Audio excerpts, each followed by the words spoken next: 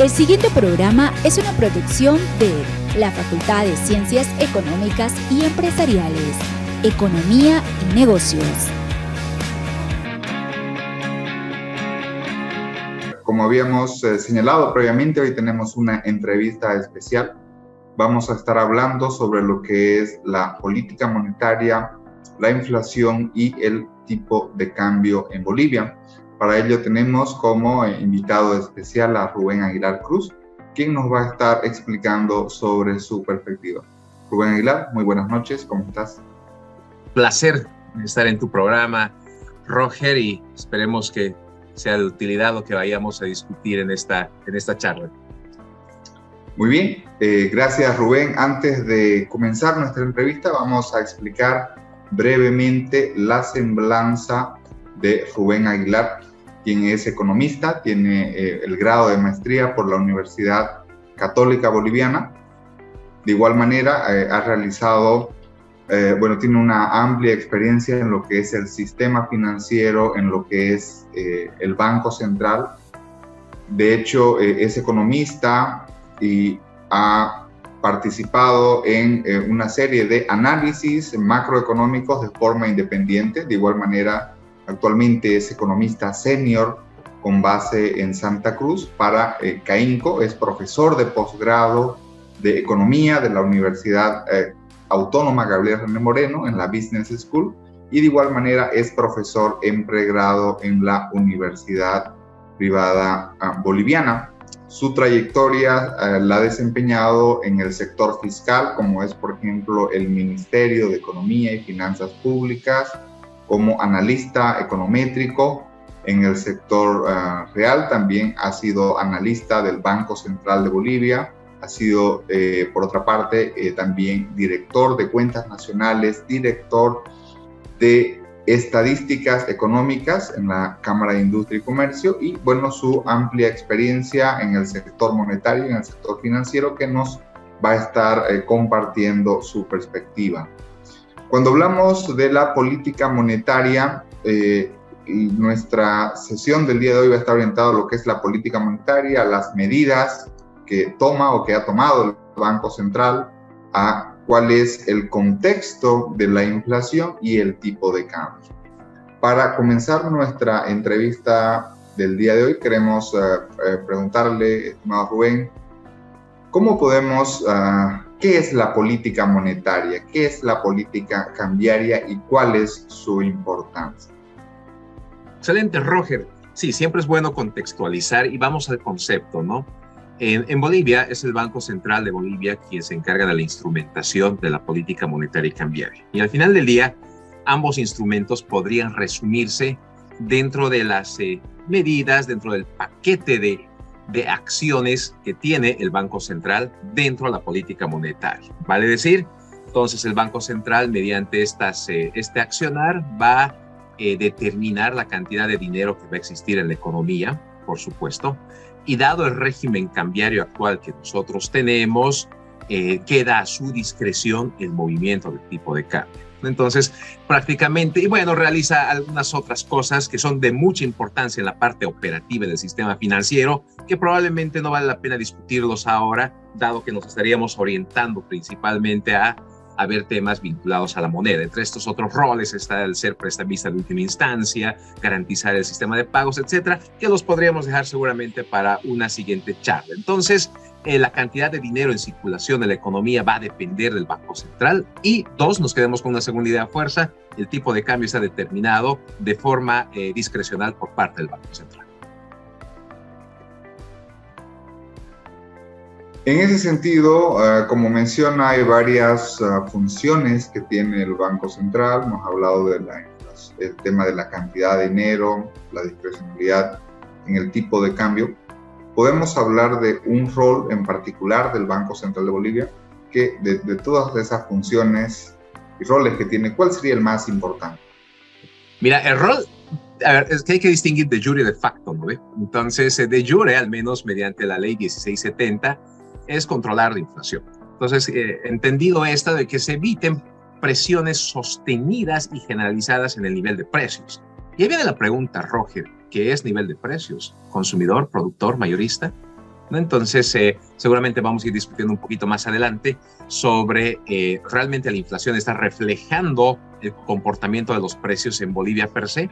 Entonces, ahí podríamos decir, sí, su rol es que los precios no se vayan a incrementar de forma sostenida y generalizada. Y claro, en estos últimos años se le han dado algunas atribuciones un poquito extrañas para la gente que hace banca central en el mundo, de promover el desarrollo, de financiar empresas públicas, pero que no necesariamente, que escapan, digamos, de la teoría económica que uno analiza, ¿no? Por ser a veces no convencionales, entramos a terrenos que podrían generar problemas de estabilidad en el mediano plazo. Entonces nos quedemos con esa definición de que estaría controlando, promoviendo, realizando acciones para que los precios no se incrementen de forma sostenida y generalizada. ¿Se tiene alguna evidencia empírica o conocemos alguna evidencia empírica a nivel internacional de que un banco central tenga que promover el desarrollo, por ejemplo, a través del financiamiento a empresas públicas, o es subgeneris al caso de Bolivia? Claro, tú miras, por ejemplo, lo que dice la Reserva Federal, incluso te habla sobre un tema de empleo, ¿no? Pero ambas están prácticamente casadas, inflación y empleo, pero no existen bancos centrales en el mundo que vayan a imprimir dinero de forma discrecional, así hay que ponerlo rojo, porque esto es sencillo, ¿no? De forma discrecional, ad hoc, con el pretexto de financiar al sector público. Cuando digo sector público me refiero no solo al tesoro, sino también a las empresas públicas. Y ahí te hago un paréntesis, ¿por qué no financian a las empresas privadas? ¿Te das cuenta? Entonces, esa discrecionalidad no siempre es buena. En el muy corto plazo puede tener algún efecto interesante en promover algún empleo. Vas a contratar tú como empresa nueva, con nueva plata, seguramente una nueva planilla, pero a la larga, un libro muy interesante, Tristán Marov, de los años 30, fundador del Partido Obrero Revolucionario, que decía, la experiencia en Bolivia, mira, 100 años atrás, que no necesariamente las empresas públicas en Bolivia cumplen un rol interesante. Entonces, el financiar no necesariamente es una buena práctica a nivel internacional y no debería promoverse, pero bueno, estamos en otro escenario ahora. Antes de entrar a una evaluación de lo que son las medidas que realiza el Banco Central, Rubén Aguilar, como analista económico, ¿cómo puede, porque hay que hablar siempre del contexto económico, es importante, ¿no? El contexto internacional, el contexto nacional. ¿Cuál es la situación del mundo, de Bolivia, especialmente para la siguiente pregunta que vamos a hacer después, que es la política pública, lo que es la política monetaria? ¿Cuál es el contexto económico? Mira, el primer punto, y hay que ser operativamente correctos en esto. Tú tienes que a fin de mes la Reserva Federal nuevamente se va a volver a reunir. Se prevé un incremento en la tasa de interés en Estados Unidos. ¿Por qué eso es relevante para un país tan chiquito como Bolivia? ¿No? Porque cuando tú estás en front office en banca internacional, todas tus operaciones de créditos con los bancos en el extranjero están vinculadas a una tasa fija más LIBOR. Y la tasa LIBOR, Roger, como tú conoces, la evidencia es que se mueve 1 a 1 con la Fed. Y claro, en muchos casos la tasa ya se está actualizando, se está descontando los valores futuros. ¿Qué significa eso? Que si la Reserva Federal aún incrementa la dureza de su política monetaria subiendo la tasa de interés, la LIBOR va a seguir subiendo. Tienes una tasa LIBOR a 6 meses y a un año bordeando el 5%. Entonces, más una tasa fija de 2%, 3%, dependiendo del riesgo país. ¿Qué significa ese contexto? Ese contexto implica de que fondearse para Bolivia va a ser más caro. Primera cosa. Segunda cosa, si tú eres banco y tú eres empresa, por ejemplo, vas a tener menos influjos de divisas del resto del mundo. Porque fíjate, Roger, si tú y yo estaríamos en Europa, no vamos a ir a poner plata a Bolivia. Vamos a poner plata en Estados Unidos, libre de riesgo, en dólares, ¿no? Y si vamos a ir a Bolivia, vamos a exigir un premio adicional, que es lo primero que te comentaba, pero muchos temerosos van a decidir bajar sus posiciones en Bolivia. Entonces, ahí tienes dos canales, ¿no? Encarecimiento del financiamiento, y la banca al final del día no son buenos samaritanos, los tienen que traspasar al consumidor final. El consumidor final se llaman empresas y hogares que están transfiriendo sus recursos afuera por temas de comercio. Dicho de otra forma, vas a estar importando bienes seguramente más caros. Entonces, ese es el primer elemento. Y el segundo, en la región tienes Brasil con una tasa Selic por encima del 13%, se ha ido manteniendo con el tema de las elecciones, pero date cuenta que las tasas activas en Brasil, ¿por qué me centro en Brasil? Porque si sacamos el tema del gas, la relación comercial es fundamental. Te hablo en front, en cancha, lo que hace un empresario, ¿no? Tiene muchas relaciones comerciales con Brasil, y el empresario hoy en Brasil se está fondeando cerca del 20% una tasa de interés activa, cuando hace 2 años estaba al 10%. Dos posibilidades: o el empresario en Brasil deja de producir, no es muy probable ese escenario, o va a seguir produciendo y los precios los tiene que traspasar a alguien. Y ese alguien va a ser el importador local en Bolivia. Y el importador lo tiene que traspasar también al consumidor. Y cuando tú ves el dato, por ejemplo, de la inflación mayorista importada, realmente pues triplica la inflación que vamos observando en temas del consumidor. Entonces tienes un entorno internacional que además de darte un escenario de fondeo más costoso, Roger, menos flujos para Bolivia, y ahí hay un tema determinante. Tienes Gafilat. ¿Qué es Gafilat? Grupo de Acción Financiera Internacional para Latinoamérica, que en estos días, meses anteriores ha estado en Bolivia, y en los siguientes días vamos a conocer esa evaluación conjunta. Y ahí hay que ponerle nombre y apellido, Roger. Gafi, el momento en que diga que Bolivia no está cumpliendo temas de legitimación de ganancias ilícitas, financiamiento al terrorismo y promover el tema de armas de destrucción masiva, los dos últimos tenemos un riesgo mínimo seguramente, pero el primero es elevadísimo. Entonces ahí tenemos riesgos de que los flujos de capital probablemente sean cero. Quien quiere invertir en un país que va a estar en una lista gris, porque si inviertes en ese país y tú eres banco internacional, te va a marcar inmediatamente en bolsa, y por ganar unos cuantos millones vas a perder realmente millones. Entonces el escenario es complejo en influjos de capital. Nos estaríamos moviendo en ese entorno, querido Rob. Precisamente esta es una pregunta, bueno, que nos conlleva a otras series de interrogantes. Por ejemplo, hay un acuerdo que suscribe el Banco Central de Bolivia con el Ministerio de Economía y Finanzas Públicas, que es el programa financiero fiscal. Usualmente siempre se suscribe en el mes de febrero o marzo, hoy no sabemos por qué, ha sido anticipado. Bueno, dentro de las fuentes de financiamiento se hablan de que más de 2.000 millones de dólares, 2.500, 2.600, vendrían del financiamiento externo. Y de hecho, me parece que en el presupuesto general del Estado está contemplado 2.000 millones de dólares de colocaciones de bonos de Bolivia en mercados financieros internacionales. En este contexto, ¿es un monto optimista? O, dicho de otra manera, tendría que salir a una tasa de interés usualmente muy elevada por encima del historial o del récord que Bolivia ha colocado. ¿Cuál es su perspectiva en esto del financiamiento externo, suponiendo la expectativa de incrementos en la tasa de interés en mercados internacionales, la Reserva Federal? Ahí es de dos cosas, Roger. Primero, el Banco Central no tiene divisas en dólares, y es así de simple. Cuando tú miras, y lamentablemente han ido retirando de la página de la Autoridad Monetaria mucha información desagregada, pero se olvidaron retirar un concepto que se llama planilla de reservas internacionales para el Fondo Monetario Internacional. Entonces, ahí te das cuenta de que las divisas en dólares están por debajo de 500 millones de dólares. Roger, por debajo de 500.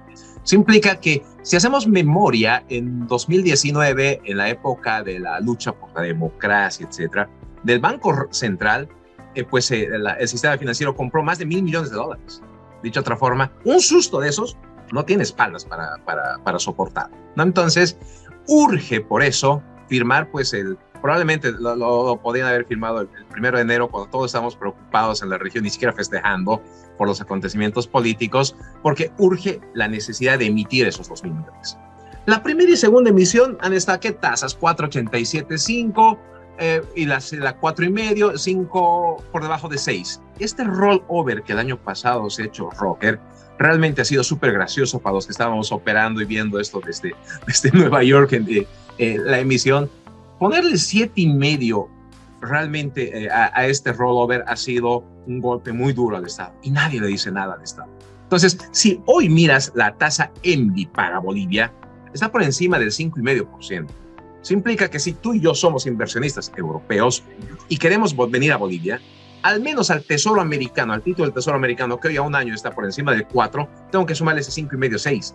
Entonces, por encima del 10% recién vendría a tu país, a Bolivia, a nuestro país. ¿Te das cuenta? Entonces, ¿quién le va a poner plata a Bolivia? Con toda seguridad no van a ser, pues, capitales europeos, americanos, empresas multinacionales que están marcando AAA grado de inversión en la bolsa. ¿Quién quiere ponerle plata a un país en el que puede ser que entres a la lista gris de Gafi? Estás muy próximo con la calificación Moody's, Fitch y Standard a ser Argentina. Seguramente van a ser países del lado izquierdo, si tú quieres, ¿no? China, Rusia, Irán, probablemente, que te van a fondear los 2,000 millones, sí, en cash, seguro que sí, pero a una tasa del 10-11%. Pregunta, Roger, ¿serán las empresas públicas tan eficientes, rentables, como para pagar 11-12% para estas emisiones? La respuesta es que no. Entonces, urge necesariamente, necesita el gobierno esos 2,000 millones. Con 2,000 millones llevamos la fiesta en paz. Cuando tú haces el ejercicio de la balanza de pagos, no van a haber presiones cambiarias adicionales este año. Me adelanto a una pregunta que quizás la quieras hacer.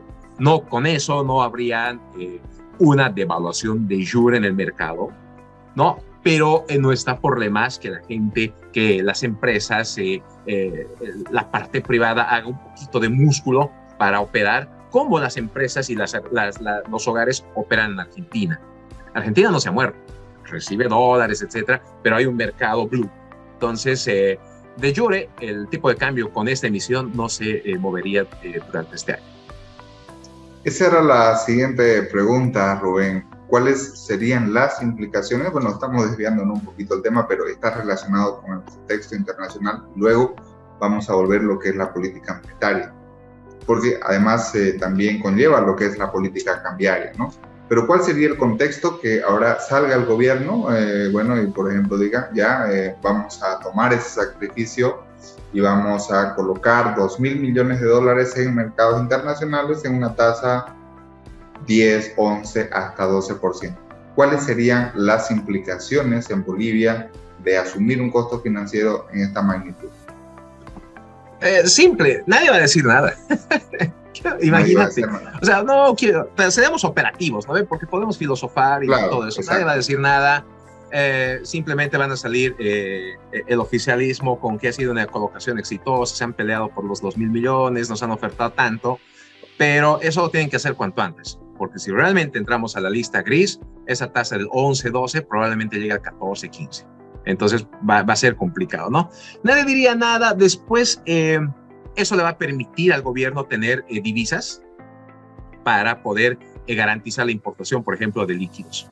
Entonces, ahí vamos. Tú tienes algún trabajo incluso muy interesante sobre el circulante en moneda extranjera, la economía subterránea, y te das cuenta que hay la calle Libertad y la calle Camacho, digamos, que son los centros donde se están transando se hacen estas operaciones. Hay dólares. La gente encuentra dólares. Tú y yo nos asustamos, vamos a encontrar dólares. Entonces, los 12 millones de habitantes en Bolivia, 11, lo que sea, estamos con las expectativas ancladas porque encuentras esos dólares. Pero el que no tiene dólares es el Banco Central. Ahí dice en su informe de la planilla de reservas, estás con divisas por debajo de 500 incluso en dólares. Entonces, yo creo que esto le va a dar holgura para garantizar los pagos. No te olvides que al año es electoral, entonces, afortunado o desafortunadamente. Entonces, pero ojo, si en caso ahí los 2,000 millones se van a licuar manteniendo la política desacertada de promover empresas públicas deficitarias, etcétera, tienes otro as bajo la manga, querido Roger. 2,500 millones de dólares de títulos en oro que tranquilamente puede salir al mercado bursátil en Europa, y eso se vuelve en divisas como tal. La operación financiera la podemos discutir en otro programa, si es un swap, esto, el otro, pero ya tienes otros 2,000 millones de dólares. La mala noticia es que eso puede generar un costo social, porque la gente puede decir, se están gastando ahora sí las joyas de la abuela, ¿no? Porque ni siquiera necesitas la aprobación del Congreso para hacer un swap. La ley del Banco Central te dice, pignorar. ¿Qué es pignorar? Operativamente hablamos. Hacer un swap no es pignorar, vender no es pignorar. ¿Te das cuenta? Entonces, tiene el gobierno las cartas bajo la manga para que, para que se eviten presiones en el tipo de cambio. Muy bien, ahora sí hacemos la pregunta contrafactual. ¿Qué sucede si no se consiguen estos recursos? ¿Qué sucede si no se puede traer el dinero de los mercados financieros internacionales? ¿Cómo ha venido operando en los últimos años el Banco Central de Bolivia y cuál es el margen de maniobra que tiene el Banco Central? Buenísima. Es una pregunta que siempre va a incomodar, pero y te empiezo respondiendo de que la gente, los hogares, las firmas informadas, Roger, ya han llevado su plata fuera, ya están coberturadas. Si tú miras la balanza de pagos en la cuenta financiera, en la cuenta otra inversión, en lo que corresponde a activos, y sumas los últimos 4 años, se han ido más de $3,000 millones. Va a decir que la gente es racional, la gente no es tonta. Ya ha llevado su plata fuera, está coberturada. Y tú puedes leer eso en los informes del mismo Banco Central, que te dicen que eso ha sucedido, ¿no? Te lo podría pasar después incluso a la página y todo eso. Entonces ya los más informados están coberturados. Lamentablemente la gente en la distribución, los percentiles más bajos, son los que nuevamente tienen que pagar el ajuste. Y no que tenemos una economía en pro de los más pobres. Entonces hay un trabajo interesante en Argentina sobre la historia de las crisis cambiarias, y el autor es Miguel Kia, ¿no? Que dice: el retraso cambiario, Roger, siempre pasa una factura y llega. Y lamentablemente los más desprotegidos son los pobres, los hogares que no tienen acceso a mecanismos de cobertura. Pero este es un gobierno que está pensando en los más pobres. Entonces ahí viene la paradoja. Entonces, ¿qué es lo que podría suceder? Por supuesto, tiene que haber un paralelo en ese caso, ¿no? Porque el que tenga los dólares va a salir a lucrar en el mercado paralelo, en la calle Libertad, con los dólares, no solamente a 10, 12, 15, cerrar posiciones inmediatamente, porque claro, luego de una devaluación, lo que pasa son presiones en los precios. Y tienes que salir y cerrar de una posición, ¿no? Entonces, porque puedes vender tus, no sé, $10,000 a un tipo de cambio de 10, 100,000, buenísimo, pero la inflación puede licuarte inmediatamente por el tema del pass-through. Entonces, con esos 100,000, seguramente cerrar posiciones con alguien que está recibiendo los dólares de afuera o los está metiendo por exportaciones clandestinas. Ya la economía se vuelve incluso un poco más peligrosa. Y claro, conseguir esos dólares es en un mercado over the counter, ¿no? O sea, la gente vas con un riesgo a negociar este mercado. Entonces, eso es lo que pasaría, pero nuevamente eso estaría descartado. Tienen dos ases bajo la manga. Hay una del encaje, si quieres hablamos en un rato. Hay una reforma reciente que se ha hecho del encaje, que eso es un monto más pequeño, como dicen por Santa Cruz, son chamuchinas, 300 milloncitos más que podría. El gobierno seguramente en abril se va a activar por la época de impuestos, pero son bonos soberanos, prácticamente el oro lo que te va a estabilizar la balanza de pagos. En Santa Cruz decimos raspando la olla. Ahí está. Entonces, si el gobierno no logra colocar los $2,000 millones en mercados financieros internacionales, todavía habría otro as bajo la manga. Sí, sí. Podría ser, como bien lo menciona, el oro. Pero no podríamos prever no tenemos una bola de cristal, pero si no se consiguen esos recursos y no se activa el as bajo la manga, sí podríamos tener problemas este año en temas de tipo de cambio. Si en caso esos dos no se dan, incluso no va a pasar. Este año no, ni al año, no va a haber una devaluación de jure. Es imposible. No vas a ver ahí un presidente del Banco Central, ministro de Economía, para decir ahora el tipo de cambio es 10, 12. Además, desmoronarían todo lo que han inventado, ¿no? Lo que es un nuevo modelo económico, etcétera, que en realidad en estricto sentido no es un nuevo modelo ni para nada, ¿no? Es una práctica muy vieja desde el kirchnerismo y otras. No lo vamos a discutir ahora. Pero fíjate, en la ley del presupuesto incluso tienes una cláusula y que nadie en la prensa lo ha tocado. Te dice, se autoriza yacimientos a hacer titularizaciones. ¡Wow! Eso es crear un SPV en mercados internacionales, Special Purpose Vehicle, que te va a generar hoy plata, no sé, ponte $1,000 millones con cargo a los flujos futuros. Entonces, Oye, estás vendiendo el gas que vas a exportar, ponte hasta el 2025, 26, 27, no sé. Entonces, igual puedes anclar eso. Y va a haber gente que con cargo a este flujo de exportaciones en el mundo, te van a meter 500 mil millones, se factura harto, se factura más de 2.000 millones de dólares. Entonces, por año. Entonces, tienes ahí el as bajo la manga. O sea, no va a pasar nada. Es la práctica usual de, por el presente, sacrificar el futuro. Correcto. Total. Y en algunos casos es una buena práctica, ¿no? En tanto y en cuanto esa plata vaya a generarte más recursos de lo que actualmente estás tomando. Pero la historia nos dice que de 15 mil millones de dólares estamos con menos de 500 millones en divisas en dólares. Entonces, no hemos sabido administrar bien las cosas, ¿no? Perfecto. Volviendo a este contexto internacional, estamos hablando de las tasas de interés internacional, la Reserva Federal. Ahora, moviéndonos un poco a lo que es la inflación. Desde el año pasado, el 2021, con todas las políticas activas que realizaron bancos centrales, gobiernos, hemos tenido un contexto global de inflación. ¿Por qué en Bolivia, a diferencia de lo que está sucediendo en el mundo, tenemos una inflación relativamente baja, ¿no? De forma comparativa?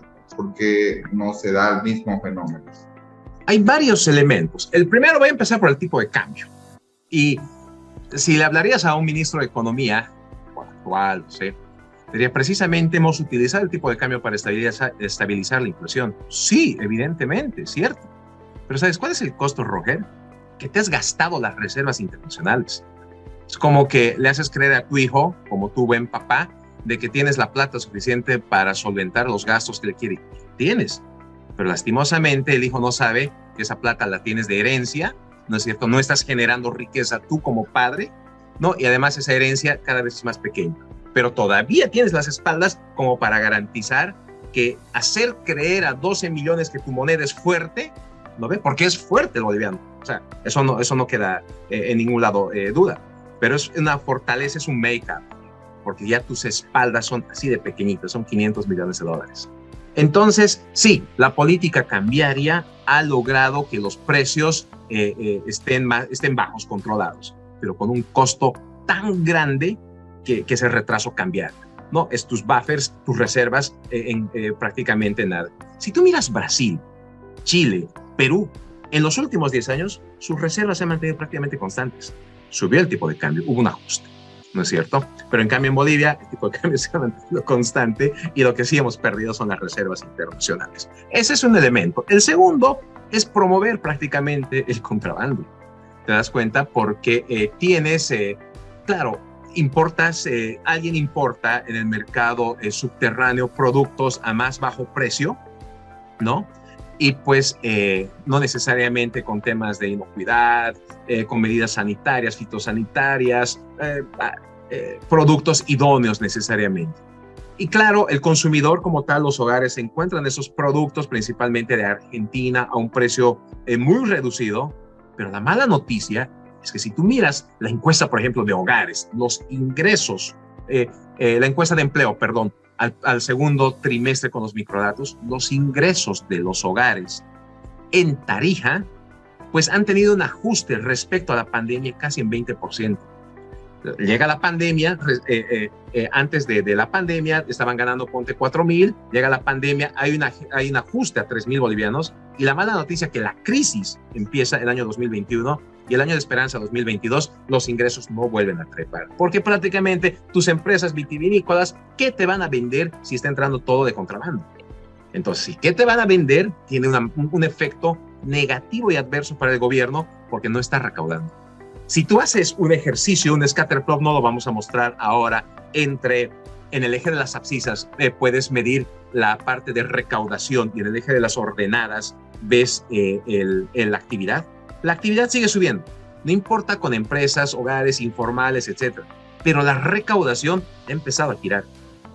Entonces, y esa es una mala noticia para el gobierno, necesita ya plata porque el gasto es inflexible, el gasto sigue creciendo, se sigue regalando dinero, ¿no? Por política social y un conjunto de cosas, pero los ingresos no están acompañando ese ritmo de gasto. Entonces ya pasó la factura. Entonces vamos ordenando. Un tema es la parte cambiaria con el coste tan fuerte en reservas internacionales.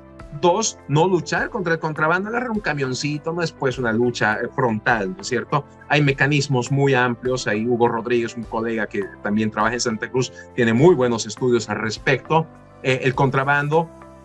Y el tercero prácticamente estaría vinculado a los precios subsidiados. Yo no diría, sí, es una maravilla, porque prácticamente es parte del modelo, pero si alguien está subsidiando, hay un coste de oportunidad, ¿no? Por ese subsidio. Ponte en el tema oleaginosa, esa plata podría haber generado divisas para el país, pero no tienes que entregarlo. Para alimento balanceado, ponte para el sector avícola, para el sector carne, etcétera, ¿no? Entonces, hay un trade-off, se ha generado un desorden, los precios han dejado de ser la señalización. Y el cuarto, para cerrar, a diferencia de otros países, llega la pandemia y se han inyectado recursos por parte del Banco Central para evitar problemas en el sistema financiero.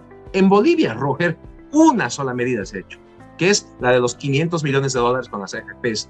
Luego, el Banco Central no ha financiado, no ha otorgado créditos al sistema financiero. La banca se ha tenido que aguantar y lo sigue haciendo, ¿no?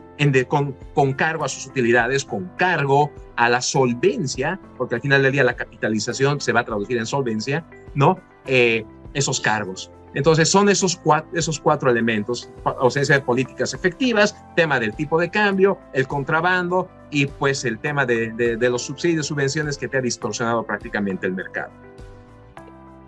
Muy bien, en esta línea de estos 4 factores que usted nos menciona, ¿qué pasaría, por ejemplo, con la inflación en Bolivia si aplicamos lo que llaman los economistas un shock de devaluación o un shock en la eliminación o reducción de la subvención a combustibles? ¿Qué pasaría con la inflación? No, seguro que va a haber un fuerte disparo, ¿no? Pero algo que vale la pena explorarlo, Roger, y seguramente en tu programa con muchos otros analistas lo pueden discutir.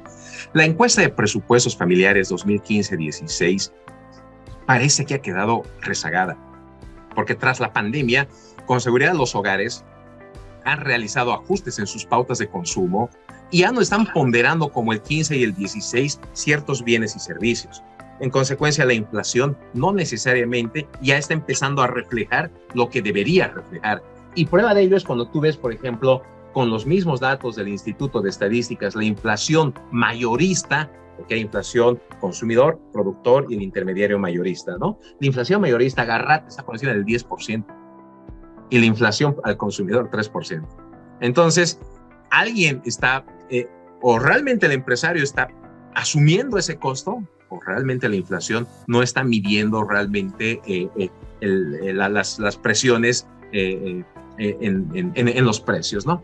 Creo que va por ese lado. 2, habría un ajuste muy fuerte en los precios por el tema del pass-through, y que, claro, nuevamente los hogares más desprotegidos son los más vulnerables a todo esto por ausencia de cobertura, ¿no? Muy bien. Dado este contexto que nos ha explicado y las perspectivas de igual manera, desde su opinión académica, como igual su experiencia en el Banco Central, ¿cuál es la situación actual y qué escenarios usted ve para las reservas internacionales? Bueno, ya nos ha enfatizado de que muy posiblemente este 2023, tal vez el 2024, no va a salir el presidente del Banco Central, le va a decir, vamos a devaluar. Eso es siempre y cuando se mantengan ciertos supuestos, o cuáles son sus escenarios sobre las reservas internacionales. Mira, va a profundizar las relaciones comerciales con China. Este es un capital destructivo, totalmente corrosivo. Hay un trabajo muy interesante de la Fundación Milenio al respecto sobre capital constructivo y corrosivo. Y no es que China, Roger, a ver, tú eres el presidente del Banco Central y el chino te va a decir, aquí están $1,000 millones para estabilizar tu balanza de pagos y eso es a tu libre disponibilidad. No, o sea, esos 1.000 millones de crédito firmado vienen con 1.000 millones de bienes, servicios y un conjunto de cosas de allá para los trabajos, no necesariamente de la gran calidad que ellos nos van a mostrar, ¿no? Entonces, pero ahí va a haber un incremento importante de la deuda y eso implica también sumarle cargos, costos a la deuda, porque va a estar indexada a una tasa vinculada a la LIBOR como tal. Entonces, por el lado de China no vas a ver flujos que te van a estabilizar la balanza de pagos. Nuevamente, el BID y la CAF van a seguir metiéndole plata al país. Si te das cuenta, desde el año 2006-2007, cuando la deuda estaba por debajo de los 4.000 millones de dólares, se han incrementado 9.000 millones de dólares en estos años. Juzga tú si realmente el incremento de la deuda externa ha promovido el desarrollo. Mi percepción, tengo mis serias dudas, precisamente por esas dos instituciones que han financiado prácticamente la administración del presidente Morales, ¿no? Entonces tú ves en la prensa, sí, se ha firmado un crédito de 500, 600 millones, va a seguir aprovechando esas holguras, pero esa holgura, Roger, no es pues aquí están 600 millones para estabilizar tu balanza de pagos, porque el BID, Banco Mundial, CAF, no son fondo monetario. El fondo monetario es el que te estabiliza la balanza de pagos, ¿no? Pero de alguna forma vas a tener algunos dólares ahí que se van desembolsando de poco a poco, son proyectos de mediano plazo, hay contrapartes, etcétera, que el gobierno va a lograr estabilizar de esa forma la balanza de pagos. Una reforma de encaje, te aseguro, en abril, si me invitas por mayo o junio, vamos a discutir sobre esa reforma, te aseguro que sí se la va a dar por el tema de impuestos. Eso implica que el Banco Central nuevamente va a ser un make-up, ¿no? Porque cuando tú eres banco, el encaje legal forma parte de tus activos líquidos y en ninguna parte del mundo los activos líquidos son para hacer cartera. Entonces se han olvidado leer el Freshas y Rochet, los que han creado la ley 393, entonces van a generar nuevamente presiones en el sistema financiero en la parte de liquidez. Pero el as bajo la manga, como te lo comenté, viene con el oro, la monetización del oro, llevarlo a divisas, ¿no? A cash como tal el oro. Esto de los cooperativistas, vamos a comprar oro, Roger, si tú ves el 2011, 12, 13, el Banco Central ha comprado un par de toneladas de oros a los cooperativistas. ¿Sabes cuánto ha sido eso? 9 millones de dólares. Y alguien que está en banca, con un clic del Banco Central, salen 10 millones de dólares, con un clic. Entonces, o sea, es nada. Porque claro, si tú eres orero, no le vas a vender al Banco Central a un precio con 13% de factura por debajo. Y el Banco Central no te va a comprar sin factura, ¿te das cuenta? Entonces eso ha pasado, se han peleado 2 años y para un par de toneladas, etcétera. Entonces eso es algo que genera ruido incluso en los mercados internacionales. Te preguntan en las reuniones que tenemos, oye, ¿cómo es eso que quieren comprar oro a los cooperativistas y quieren vender oro afuera? O sea, no, algo no cuadra, me dejo entender. Entonces, pero vender esos títulos en oro para que se vuelvan dólares va a ser una solución, emitir esos bonos soberanos, y en algún caso incluso la titularización para que los flujos futuros se vuelvan divisas. Hoy no va a haber una presión en el sistema cambiario. Perfecto. Bueno, el tiempo nos ha quedado demasiado corto, teníamos muchísimas preguntas más para hacer, Rubén. Antes de terminar nuestra entrevista, queríamos preguntarle, bueno, porque los agentes económicos, las familias, las empresas, con la situación de las reservas internacionales, surgen las preguntas que son más comunes. En primer lugar, si es sostenible el tipo de cambio en Bolivia, esa es una pregunta muy usual. Y la siguiente es, una devaluación, ¿a quiénes beneficia y a quiénes perjudica? Oh, muy buena pregunta. No es sostenible. Lo que se está haciendo, si vendes el oro y se vuelve dólares y se sigue fomentando las empresas públicas, le estás generando al nuevo ministro de Economía del periodo 26 hacia adelante, le estás dejando atado de las manos, que no va a tener dólares, ¿no? Vas a emitir 2.000 millones de dólares a estos países extraños que he mencionado hace un momento. Te estás dejando con una mala letra a Bolivia por vincularte con países que financian el terrorismo, hay legitimación de ganancias ilícitas, son países que trabajan en tema de la proliferación de armas de destrucción masivas. Todas esas buenas prácticas internacionales que no debes hacer, te estás exponiendo con estas economías. Nuevamente, estás comprometiendo el futuro del 26 al 30. Y ahora fíjate, del 26 al 30, solamente con los bonos soberanos que hemos emitido, viene una carga cambiaria muy fuerte. Tienes que pagar esos 2.000 millones. Entonces el nuevo ministro va a tener que buscar un rollover ya le estás cerrando las fuentes de financiamiento. No es sostenido. Es sostenido hasta 2025. A la mala, sí, es sostenido. No va a pasar nada. Pero de ahí en adelante ya no tienes holguras para realizar, para defender ese tipo de cambio mentiroso que no corresponde a la realidad económica. Entonces ahí sí el mercado va a tener que actuar. Y si aún como Banco Central dices y se mantiene el mismo gobierno, por ejemplo, con el 686, 696, va a haber un paralelo 100%. Y en el paralelo van a transar las personas que sí están consiguiendo los dólares a los precios que correspondan, ¿no? ¿Y a quién perjudica nuevamente?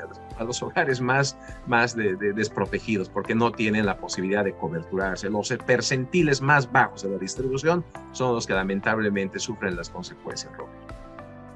Muchísimas gracias, Rubén. Antes de terminar nuestra entrevista, queremos hacerle una última pregunta.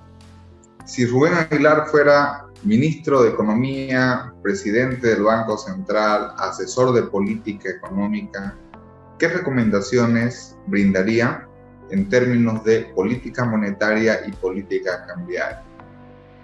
Well, es una pregunta un poco difícil que necesariamente tienen que venir por la parte fiscal. Si yo estaría en uno de esos tres cargos, déjame pensar un ratito en ser el ministro de Economía, por supuesto en una administración distinta. Claro, totalmente. Lo que hay que hacer es sincerarse con el pueblo, ¿no? Y decir, oye, las empresas públicas realmente no han funcionado. Y basta, Roger, de meterle plata a estas ineficiencias. Y hay que volver a lo del 90. Alguien quiere comprar estas empresas y las administre de forma empresarial, de forma correcta. Entonces ahí te liberas de una carga, ¿no? Entonces esa venta, esa capitalización, esa privatización de estas empresas, ¿a quién se le ocurre poner San Buenaventura en un lugar donde no llega el sol y tienes que comprarle caña del oriente? Pues, que de 2 dedos de frente, ¿no? Entonces, la primera es una reforma fiscal por ese lado. 2, el tema de los bonos sociales. Eso de regalar plata en ninguna parte pues del mundo. Roger, a ver, acordate, la capitalización te decía, los nacidos hasta el 31 de diciembre, si no me equivoco, del 95, sí iban a poder recibir este bono, el bono sol. Oye, el presidente Morales lo ha vuelto una perpetuidad. Y ahora esa carga llega a 5.000 millones de bolivianos. Fíjate, la ley de presupuesto te dice ahora, ENDE puede aportarle un porcentaje para la renta dignidad, ¿no? Entonces, ahí te das cuenta de que ENDE implica electricidad. ¿Y quién consume electricidad? Probablemente no venga el ajuste a los hogares, nuevamente a las firmas. ¿No? Entonces, yo creo que el primer ajuste viene por la parte fiscal. Esa es la primera generación. Y con seguridad, si eso no es suficiente, el tema del tipo de cambio hay que ser sinceros. Es decir, realmente nos han hecho creer que sí podíamos comprar cada año un teléfono celular, cuando en realidad no podemos. Hay que mejorar la productividad de un conjunto de cosas para poder acceder a eso. Tener tantos autos chinos, o sea, cuando el tipo de cambio sea 12, 13, ¿realmente crees que los pobres choferes que han podido comprar esos vehículos van a poder solventar la compra de repuestos a precios de mercado? Seguramente que no. ¿Y sus deudas? Entonces, yo creo que vienen las reformas por partes. La parte fiscal, parar el tamaño excesivo del sector público, y luego vienen seguramente las reformas cambiarias y ser sinceros con cuánto debería estar el tipo de cambio, ¿no? Iría más o menos por ese lado. Es un tema muy amplio, pero creo que son las ideas fuerza con las que me quedaría. Muchísimas gracias, Rubén. Nuevamente teníamos mucho más para consultarle. Sin embargo, queda el compromiso y lo invitamos para que nos pueda acompañar en una siguiente oportunidad. Va a ser un placer, como siempre un gusto, Roger, estar contigo y con tu programa y con la gente. Bueno, estas fueron las principales conclusiones de nuestra entrevista principal, hablando sobre política monetaria, inflación y tipo de cambio en Bolivia. En tal sentido, vamos a nuestra siguiente pausa y volvemos más con el programa de Economía y Negocios.